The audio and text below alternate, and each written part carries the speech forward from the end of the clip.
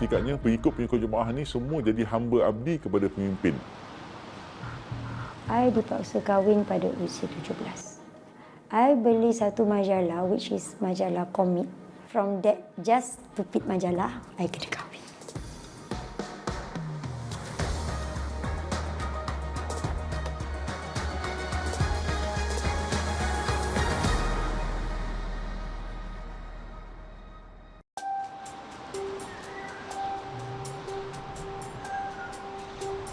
So this is where I stay from 2010. So this is the most gelap dalam hidup Zoe selama Zoe dalam perkahwinan. I've been a sex slave to my own husband. Lepas pernikahan, after a week, I dah kena terajam. I try to call orang tertinggi dalam jemaah, which is Umur Jauh Minor. I ceritakan pengalaman I and they said the same, panggil Abuya tolong apa semua. Percaya pada Abuya, this is Abuya dah tetapkan untuk kamu. Ini adalah syurga kamu. Mimpi ngeri menyelubungi perkahwinan Zoe bukan nama sebenar selama 14 tahun kepada anak seorang anggota Global Ikhwan Services and Business GISB Holdings Sendirian Berhad. Warga Singapura itu dikahwinkan pada usia 17 tahun. Sebabnya melanggar peraturan rumah jagaan GISB di Pulau Pinang. Tak boleh bawa buku luar ataupun buku bacaan luar ikhwan ni untuk masuk ke dalam premis-premis lah. I beli satu majalah which is majalah komik. So that majalah, bila I dah sampai asrama, I selit bawah baju-baju, tiba-tiba ada spot check dekat asrama. From that just stupid majalah, I kena kahwin. Ibu bapanya di Singapura tidak tahu menahu Zoe telah dinikahkan sehinggalah Zoe memberitahu ibunya. My mother cakap, oh sabar, sabar. This is what jemaah wants. This is what Abuya nak. Abuya dah persiapkan perjalanan you. InsyaAllah, you taat, you akan selamat. Sebaliknya, ibunya mengadakan majlis persandingan buat Zoe dan suami di Singapura. My mom adalah orang yang terpaling taksub in our family.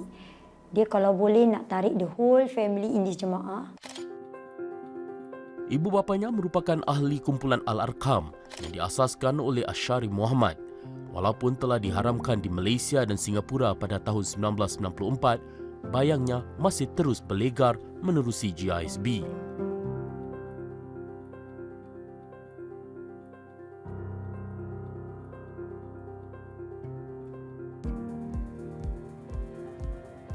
Setelah diharamkan, Asyari menubuhkan Rufaqah Corporation pada tahun 1997 sebagai sebuah badan perniagaan dan ekonomi. Global Ikhwan Services and Business GISB Holdings Sendirian Berhad diasaskan pada tahun 2010 selepas Rufaqah Corporation diharamkan.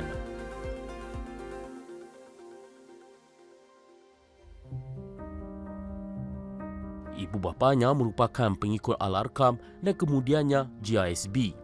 Zoe telah dihantar belajar di Madrasah GISB di Pekanbaru. Zoe kemudian dipindahkan ke Madrasah GISB di Rawang pada tahun 2004 selama 6 bulan dan rumah jagaan GISB di Pulau Pinang. Sebelum ini, Zoe bersekolah di Singapura sehingga darjah 4. More likely kita orang tak belajar pun. Banyak kepada buku-buku Abuya ataupun sajak-sajak Abuya. Pemahaman sebab they claim as apa minda Abuya itu adalah terjemahan Al-Quran. Untuk mentaksubkan ahli-ahli dan meyakinkan ahli-ahli bahawa ini adalah jemaah yang akan bangkit di akhir zaman. Ini adalah jemaah pilihan yang akan diserahkan nanti kepada Imamul Mahdi Al-Muntazar. GISB terpalit dengan skandal penyalahgunaan kuasa, agama serta penderaan kanak-kanak September lalu. Sehingga Oktober, lebih 600 mangsa yang berusia antara 2 hingga 28 tahun diselamatkan, manakala lebih 400 individu berusia antara 17 hingga 64 tahun ditahan. asrama yang anak I pernah duduk, which is in Kajang. Lepas tu I bawa diorang balik is because of my daughter dapat skabis, kudis, kutu. Diorang ni kebersihan tak dijaga. Apa baju-baju diorang semua hilang. Zoe dan 9 orang anaknya menetap di Singapura sejak akhir tahun 2022 setelah beliau melarikan diri dari Pulau Pinang. Pengalaman pahit menetap di rumah jagaan GISB turut dikongsi anak sulungnya. Selalu nampak adik dia kena buli. Dia tengah demam, dia kena tarik, masuk ke tandas, tutup lampu, tutup pintu waktu maghrib. Dan waktu itu, saya sedih gila sebab saya tak naik awal-awal. Dia ketuk-ketuk pintu, macam saya sakit pun, diorang ambil air, diorang siram. Keadaan rumah jagaan GISB yang kurang memuaskan itu turut diakui Faris bukan nama sebenar. Mereka makan pun hidangan yang tak ada nutrisi lah. Zat tak ada, vitamin tak ada, ikan pelaling ataupun ikan sardin yang dah reject. Bila goreng tu jadi hitam, bulat kan. Dengan minyak yang recycle kan. Faris menjadi ahli GISB dan berkahwin dengan salah satu anggotanya. Isterinya dibesarkan dalam keluarga GISB. Anak-anak tidak diberikan pendidikan formal dan dikongkong daripada mengenali dunia luar. Sebenarnya pendidikan itu tak ada pun. Fokus utama mereka tu adalah untuk mendoktrinasi anak-anak ni supaya taat kepada pemimpin. Mereka takut satu hari nanti, anak-anak ni dah terdedah dengan ilmu yang macam tu, mereka akan menolak pemimpin mereka tu. Kes GISB didedahkan Zoe dan Faris melalui sebuah podcast dari Malaysia, The Caprice Podcast. Kita jemput for interview. So that was the beginning of this whole whistleblower for GISB lah. Masyarakat they don't understand the idea of sexual grooming. Orang yang naif, mangsa-mangsa yang naif. Lagi-lagi lah yang brainwash dari muda, lagi bahaya. Pengakuan para bekas anggota GISB mendorong lebih ramai untuk tampil ke hadapan dan membuat laporan polis. Adik saya 2 orang adalah mangsa amal seksual, rape, and then yang kedua adalah kes pengabaian.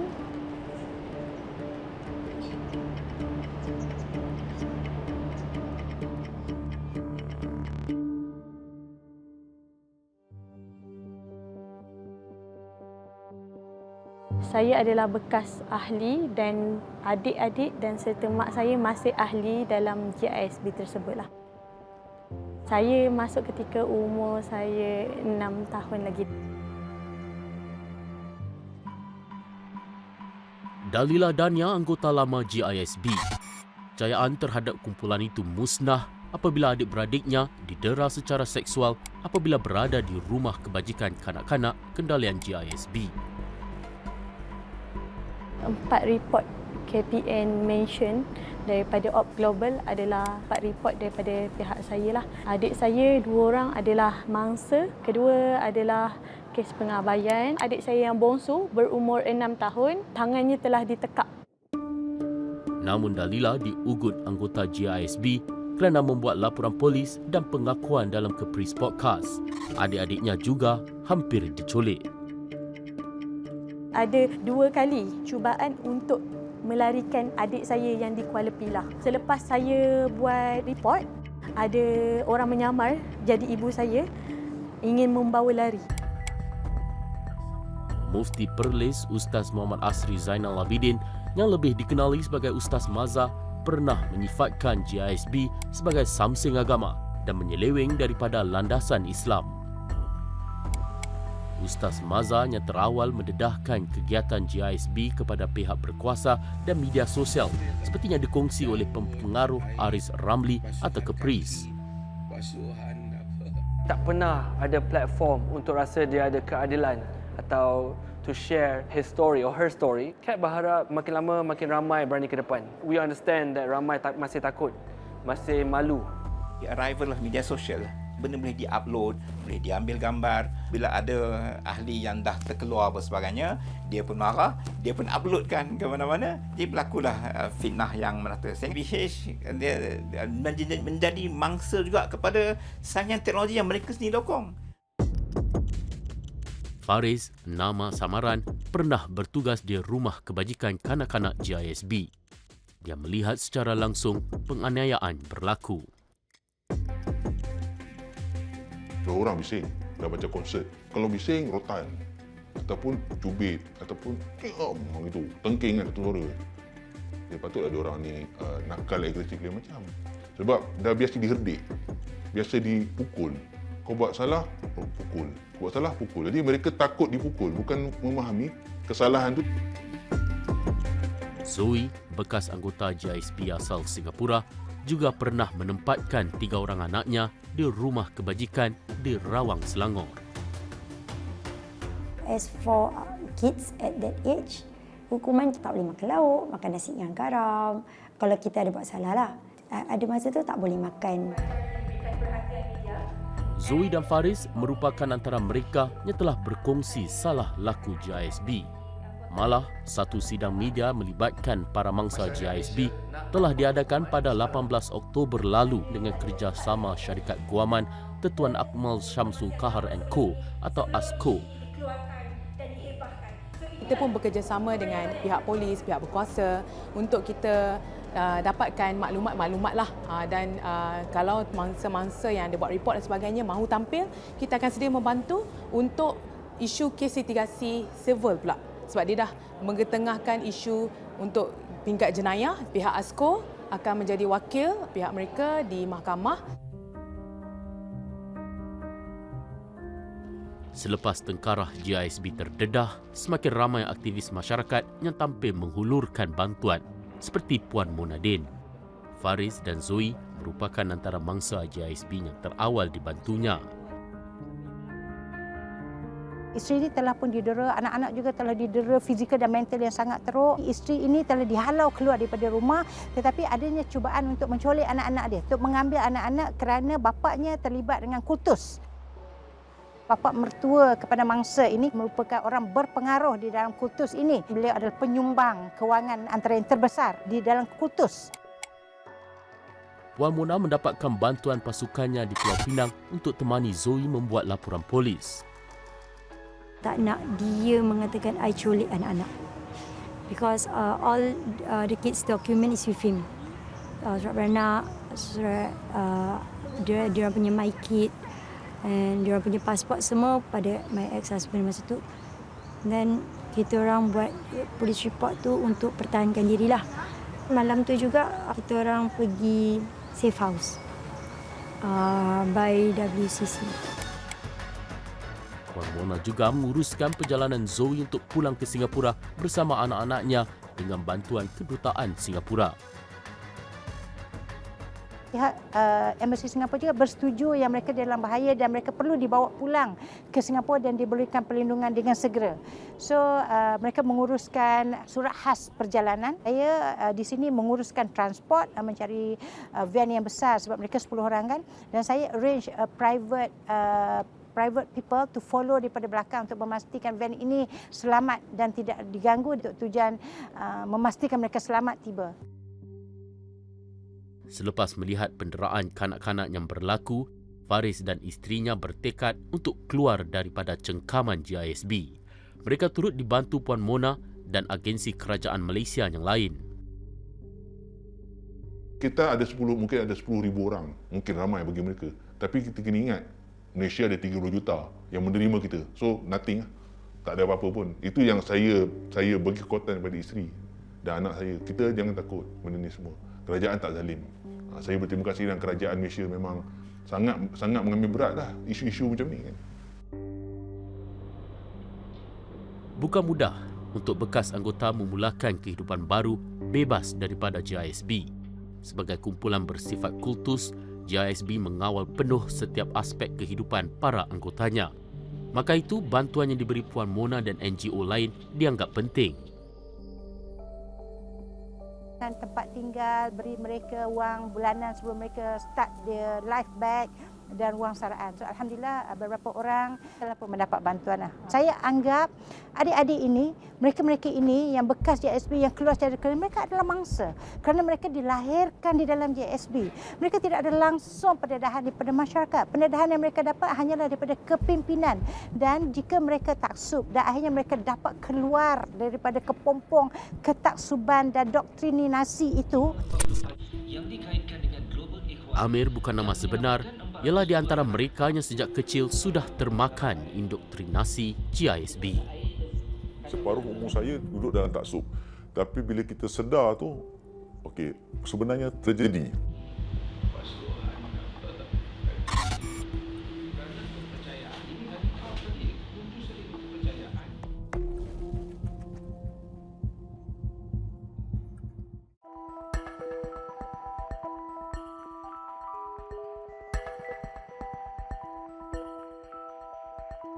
Ini adalah perkampungan Ikhwan.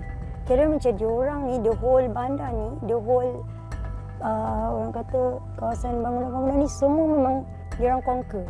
Everything. Yang ni Ikhwan Mat. Ni pasar raya diorang.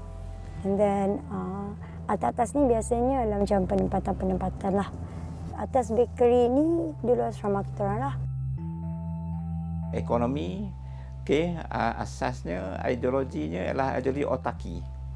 Otaki ini self-sufficiency. Maknanya self-sustaining punya gerakan yang tidak bergantung kepada luar, dan kita boleh melihat ini dilahirkan dalam strategi perkampungan.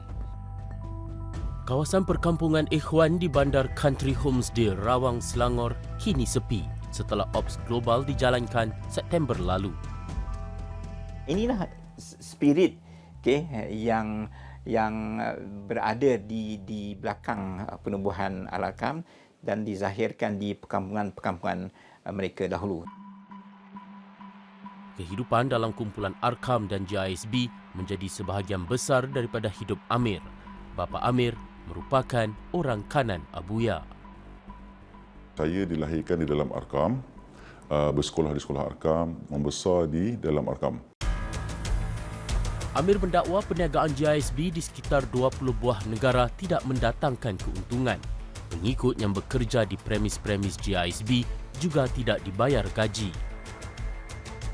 Bayar gaji pekerja lagi tak untung. Buka cawangan di luar negara tu nak tunjukkan mereka ni hebat saja, tapi sebenarnya duit dapat daripada rumah amal. Amir mendedahkan rumah amal antara penipuan terbesar GISB.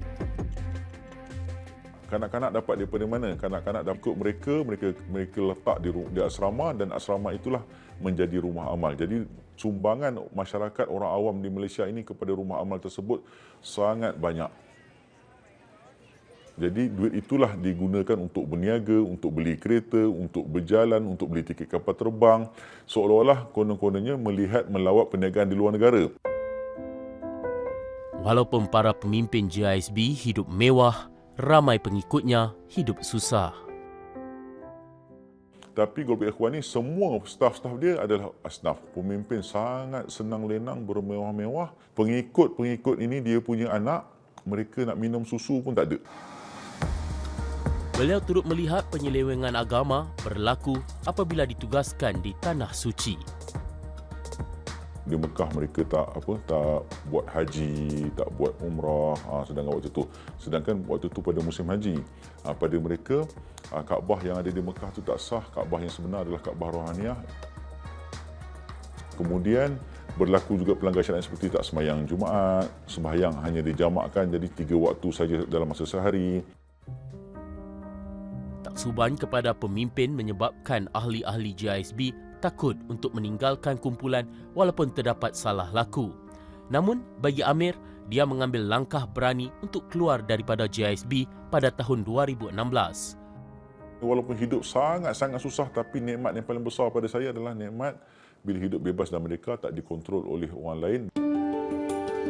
Sungguh pun skandal GISB ini berlaku di seberang tambak, kumpulan ini turut mempunyai pengikut di Singapura sejak zaman Al-Arkam. Sekiranya sesebuah ajaran sesat itu dimulakan di luar negara dan hendak dieksport ke Singapura, mereka akan lakukan secara senyap-senyap dahulu. Jawatan Kuasa Fatwa Majlis Ugama Islam Singapura MUIS sudah pun mengeluarkan panduan bagi masyarakat Islam Singapura. Pada 1994, MUIS memutuskan ajaran Al-Arkam sebagai menyesatkan dan menyimpang daripada ajaran Islam. Jika kumpulan ini kumpulan lebih berstruktur dan sistematik dan besar, ia akan lebih kekal walaupun ketuanya ditukar. Anggota-anggota yang menganggotinya sudah banyak. Jadi untuk membubarkannya dalam sekelip mata itu merupakan sesuatu yang agak sukar. Menjawab pertanyaan Mediacorp berkaitan ajaran GISBH baru-baru ini, MUIS menekankan bahawa panduan jelas telah dikeluarkan pada tahun 1994. Tambah MUIS, sungguh pun demikian, mungkin terdapat pengikut tegar gerakan-gerakan tertentu yang masih mengamalkannya. Untuk generasi yang kedua dan ketiga, untuk melepaskan diri mereka daripada lingkaran ini, lingkaran ajaran sesat ini dan fanatik terhadap sesuatu tersebut, kalau mereka tidak ada peluang untuk belajar agama di tempat yang lain, mereka perlu memikir secara logik. Apakah yang aku ikut dan aku buat selama ini adalah sesuatu yang benar? Sesuatu yang diterima oleh masyarakat. Jika perlukan kaunseling, maka MUIS dan Pergas bersedia untuk memberikan kaunseling agama kepada mereka dan juga pengikut-pengikutnya agar mereka kembali kepada ajaran yang benar. Zoe bersyukur dapat pulang ke pangkuan keluarga di Singapura walaupun terpaksa melakukan 2 pekerjaan untuk menyara anak-anaknya. After 2 years, Alhamdulillah getting better. Nak kata selesa sangat tu tak juga. Masih lagi struggle. My hope for my kids is they can continue their studies, buat apa yang diorang nak. Impian I dulu, I tak dapat capai.